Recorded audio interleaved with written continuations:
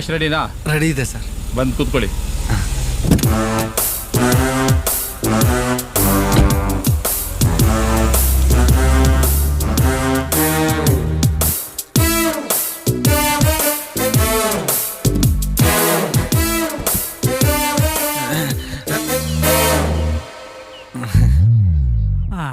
ಏನ್ ಸ್ವಾಮಿ 500 CR ನಮ್ ಕೈಗೆ ಬಂದ್ಬಿಡ್ತು.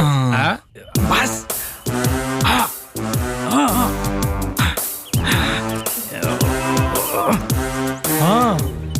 ಸಾವಿರ ಕೋಟಿನಾ ಬಾಸ್?